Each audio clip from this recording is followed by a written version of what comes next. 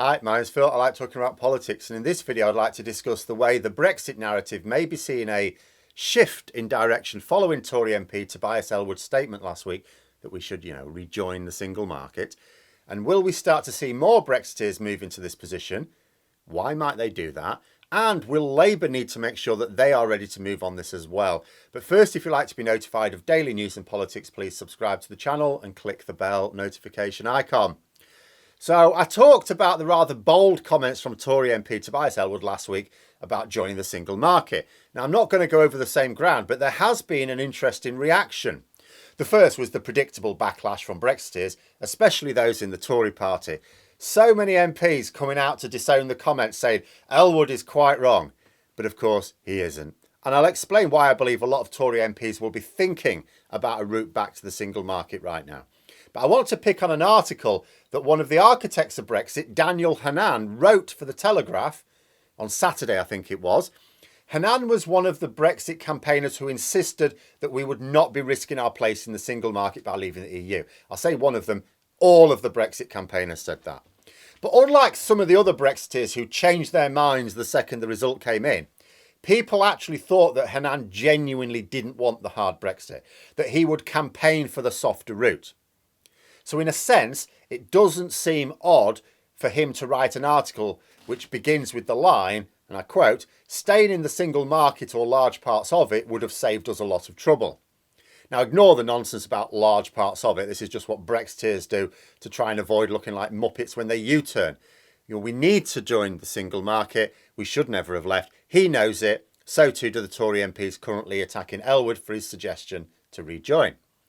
But the article's interesting because although it carries out the usual mental gymnastics to try and avoid complicity for Brexit failures, it represents an influential Brexiteer arguing along exactly the same lines as Ellwood. That Brexit was about political separation, not trade separation. He tries to blame Remainers for our hard Brexit, as they all do. He said, and again I quote, "I have little doubt that had David Cameron been succeeded by a Leaver, that would have happened." That being rejoining the single, or staying in the single market, I should say at that time. Which is demonstrable nonsense, of course. Brexiteers do this so that they can have their Brexit but dump the blame for the consequences on others. We got the Brexit that the ERG wanted. They ran the whole show. When Theresa May tried to find a way of avoiding the trade separation, they assassinated her and put Boris Johnson on the throne. They are now pressuring him to collapse even the weak agreement that we did get. The suggestion that Brexit is hard because of Remainers is a conscious lie. Hannan knows exactly what happened and what is happening. And it's what is happening that I think means the idea of rejoining the single market will find favour with a lot of Tory MPs. They won't publicly say so yet. But I think there are several reasons for this. But Northern Ireland has to be the easiest to explain. Right now, Tories are trapped. If they didn't understand the Northern Ireland Protocol when they voted for it, and it seems almost none of them did understand it, they are beginning to appreciate some of the issues right now. On the one hand, they don't like the trade friction that it's placing inside the UK. Goods being exported from Britain to Northern Ireland face red tape and checks. Some are trying to argue that you just don't get these sorts of trade borders inside a sovereign nation. Not actually true. They exist inside the United States, even, and bizarrely, in Germany, in one weird situation. But it doesn't matter. It's still an imposition. It's also seen as a wedge being driven between Britain and Northern Ireland, a region where there's already pressure for it to leave one union and rejoin an older one. So it's easy to get supposedly one nation Tories to see the threat to the UK in this consequence of Brexit. But the solution cannot be to just remove it. To any Tory MPs paying attention, that presents a number of problems. First, it means breaking international law. Now, that's bad enough. But this is specifically breaking a treaty that they themselves personally voted into law. This isn't like a treaty that was signed by a previous Labour government or something like that they didn't really like. And no, this is it's their treaty. To break it is a breach of trust. They know it will make the UK less trusted abroad. It may not seem so, but some Tory MPs care about our reputation abroad. Second, there will be severe economic sanctions as a consequence. They may not come quickly. In fact, they won't come quickly, but they will come. Eventually, it will mean the dissolution of the Trade and Cooperation Agreement. Tory MPs are already being told in no uncertain terms by businesses how ruinous the extreme Tory Brexit already is. They will also be told how catastrophic losing what little deal we have now would be as well. A lot of Tories really believe in free markets. What Brexit is delivering is trade barriers, and those trade barriers will be raised higher if we abolish the protocol. Any Tory MP who sees the problem of both having and not having the protocol will be desperate right now. They know they can't defend the protocol politically, but they also know their ERG frenemies in the party are pushing Johnson very hard to abolish it. That would be catastrophic. But if we were in the single market, a lot of the problems go away. Not only would we be able to boost our trade again, but we forget all about standards checks between Britain and Northern Ireland and the rest of the EU. We still have customs issues. I do find it, in all honesty, a bit of a head scratcher that even Tory MPs, or the Tory MP and other Brexiteers who will argue for rejoining the single market are still opposed to the customs union. That just seems odd to me. But the really divisive problems with Brexit would disappear. You know, during the Brexit referendum campaign of 2016, various campaigners, including Hanan and Nigel Farage for what it's worth, would talk about the Norway model. This is what we'd be talking about. This is exactly what we'd be talking about. You joined the single market, but not the customs union. A member of the single market outside the customs union, outside the EU, and that is a tempting prospect for many Tory MPs. They know they need a long-term solution. At the moment, they're kicking the can down the road. They know they're doing this. They know they can't do it forever.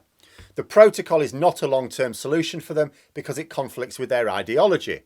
Unilaterally scrapping the protocol is not a long-term solution for them because it conflicts with reality. So they need a third option. And that third option is an alignment of trade systems with the EU. Now, here's where I think Labour need to be really careful. Now, I've said in the past, I will give them a pass on any questionable policy as long as they are making their decisions based on trying to win the next election. Nothing good happens until the Tories are removed. Nothing. And unlike some, I understand that promoting policies that are popular doesn't actually win you an election. If that sounds odd, welcome to first past the post. Let's get rid of it, shall we? You need policies that are popular, not with 67 million people in the UK.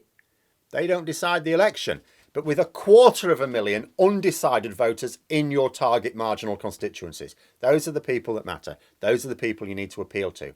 And those are not the people who show up in national polling. As a result, if you want to win an election, you may need policies that seem at odds with both public approval and even sound government. So I understand their reticence to talk about reversing Brexit, but I did raise an eyebrow when they suddenly started talking about ruling out a return to freedom of movement. Oh, yes, rule out a return to the EU, because they can't deliver that anyway. It's impossible under the current political climate. It's not happening. But we can return to the single market. Labour had better be careful here. Right now, there isn't a big call from the Tories for rejoining the single market. There is a single Tory MP who's not exactly aligned with a large part of his party. And we've got a Brexit campaigner in the House of Lords now writing in the Telegraph. Now, this may be the stone that starts the avalanche, but it is not the avalanche yet. But people have already started asking if Labour are in danger of being stuck on the wrong side of Brexit here. The honest answer is, I don't know, I can't know. I hope very much that they are constantly considering the Brexit issue as they analyse their polling. I also hope very much that they have a long-term roadmap to deal with the issues that a lone Tory MP has started to voice now. But finally, it is worth remembering something. The deal that Boris Johnson claims got Brexit done was only a short-term one anyway. It's up for review in 2026.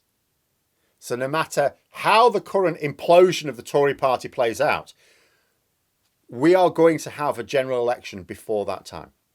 So whatever government forms after that next general election, whether it be this year or in 2025, is going to have to deal with another round of negotiations and decisions to determine what sort of arrangement exists between the UK and the EU from 2026 onwards.